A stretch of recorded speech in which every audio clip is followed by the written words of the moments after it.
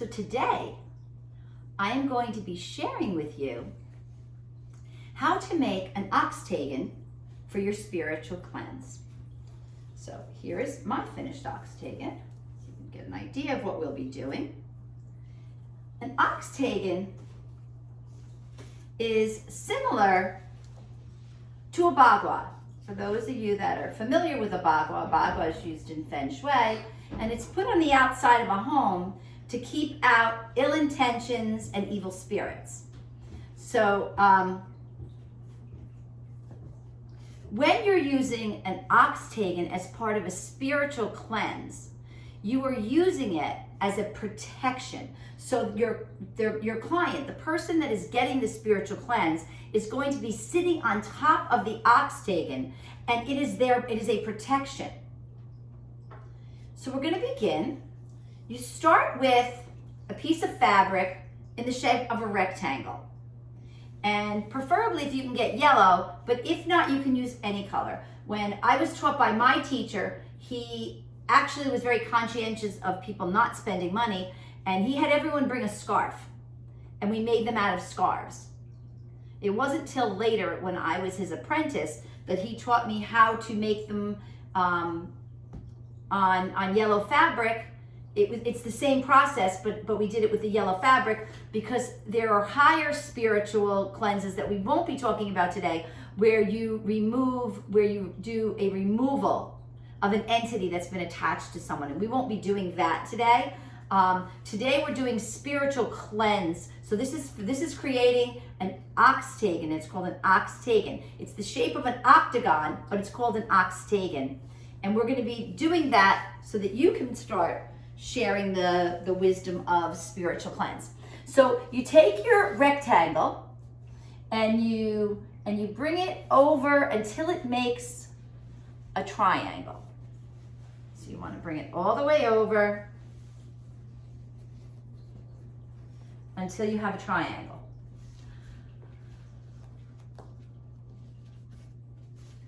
So you want to make sure that this point is perfectly folded and that this comes together to make that triangle. So you're going to have the triangle, and then there'll be the part that's left over. The part that's left over is the amount that's making your square, the rectangle. And then you're going to cut that piece off. So we're going to cut that piece off. You want to cut it in one piece because you're going to be using that. You're going to be using the whole thing.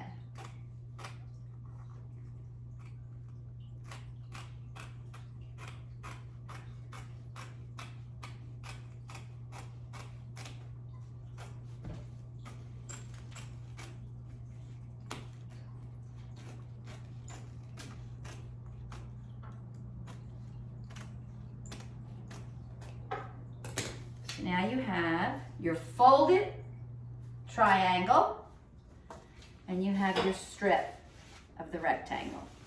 So you're going to fold the strip of the rectangle in half lengthwise.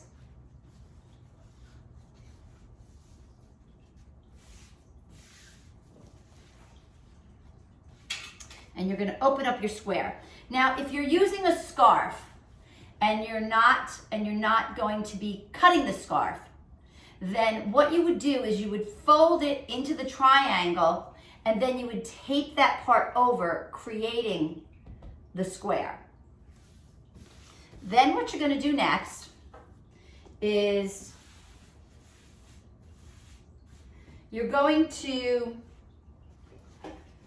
make a crease by folding it in half, folding it back into the triangle. So it's in your triangle. And you're going to make a crease. So I'm going to use the back of my scissor to really try to make a crease in your material, because you're going to be following that crease. It's going to be your guide.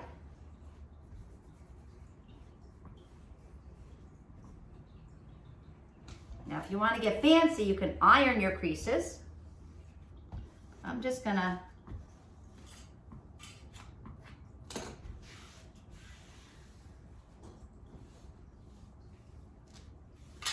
and then you're gonna open it and you're gonna fold it the other way, making another crease.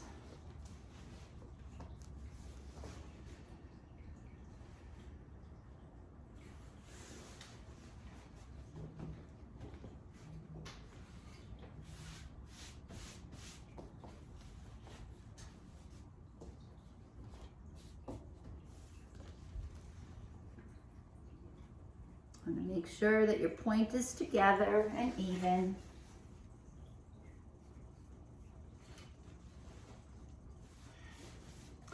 And again, you can rub the back of your scissor to make a crease. Or if you like, you can get fancy and you can iron it, but it's not necessary. Because you're just using this as your guide, as you'll see as we go along.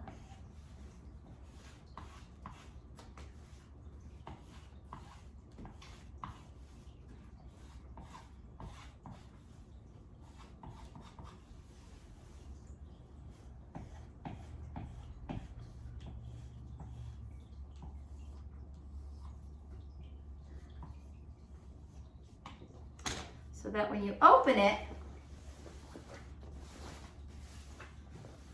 you have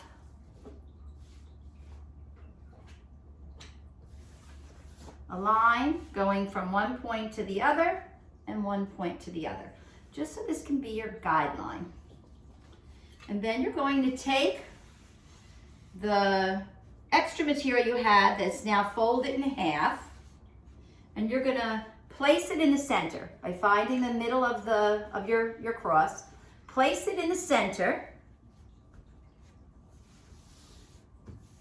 as your ruler. And you're going to take the point and bring the point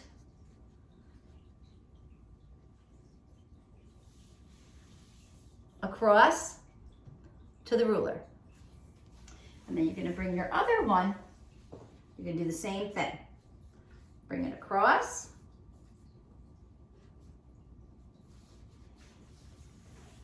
And again, you can use the back of your ruler if you'd like to iron it down a little bit.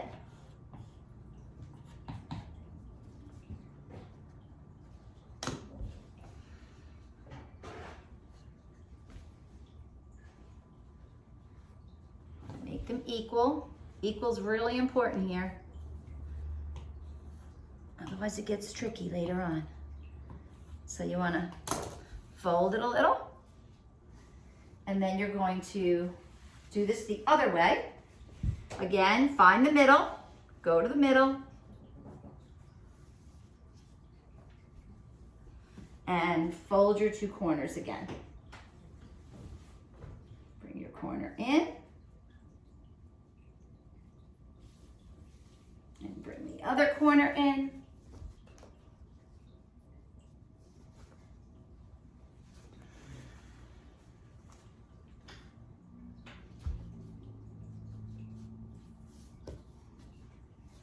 And you want to make sure that your corners are all the same size.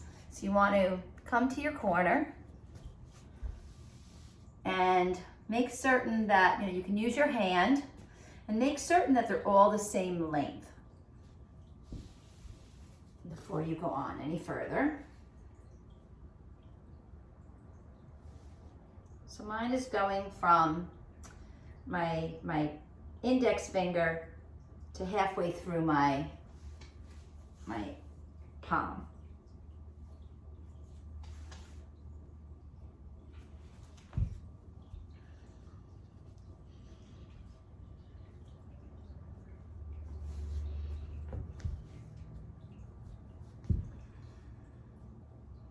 Okay.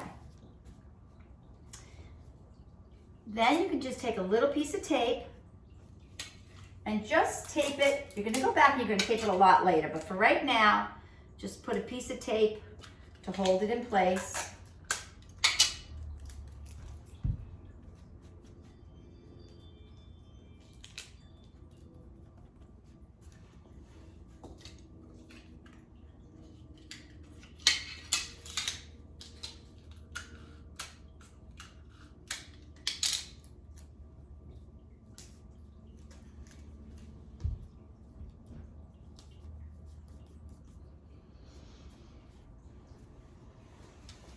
And then the next step is to go from one corner to the other corner, folding inward.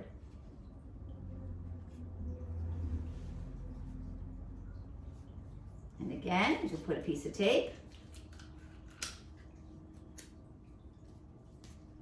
Just to hold it for now. Don't put too much tape because you may have to adjust. So if you have to adjust it, you don't want to have too much tape to take off. So for now, just put 3 little pieces. And you're going to go around and do each side like that. So now each side is going to come up, again, equal amounts. So I did 2 fingers up.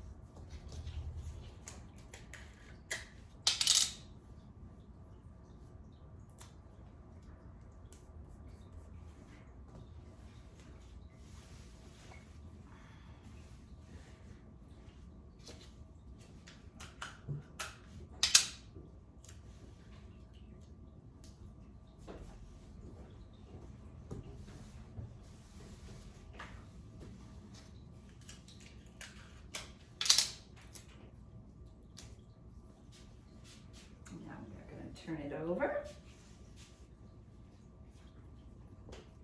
You're going to go slow because it's really not taped all the way together yet. So you're going to flip it over and you're going to see if you have your oxtagan shape. So, and you want to make certain that each one of the 4 corners are the same size. So again, use your hand and see if they are the same size. Okay, and then you have your oxtagan. This one's a little bit larger than my other one. So if you don't want one this large, you can continue and do the same process again, folding it inward. It's important, the important things that you want to pay attention to. And you can make this smaller by bringing the folds in closer.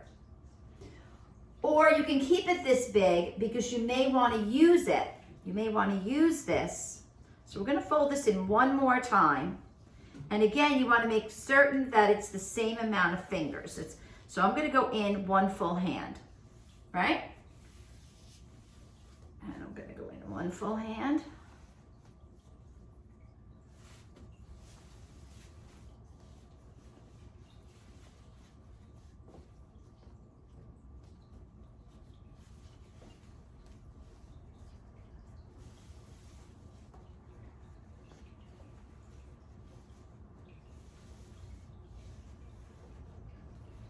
So you want to make sure that they're all equal and balanced.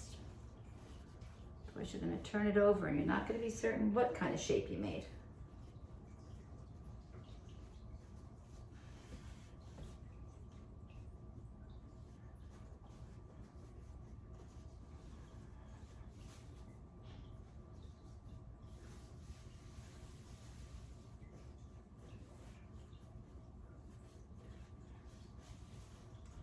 So now you fold your 4 corners in again. And you're going to tape it one more time.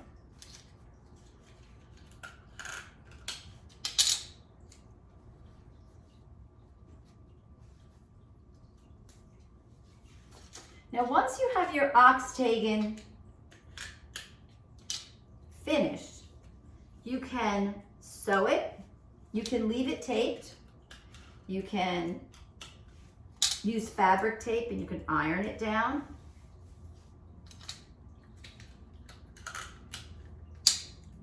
So what's happening is the folds that you were creating are going to be used to keep out the evil vibrations.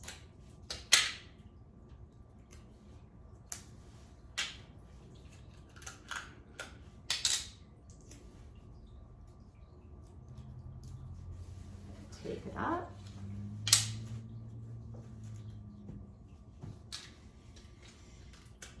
And the reason I tell you to tape it with Scotch tape first is that when you turn it over, you're going to see you may want to adjust it. You want to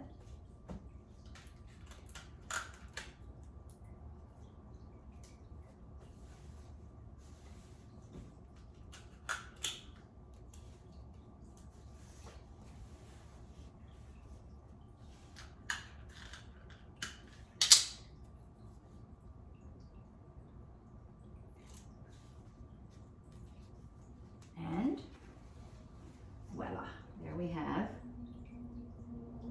our oxtagan. Now let's see if you can see it a little bit.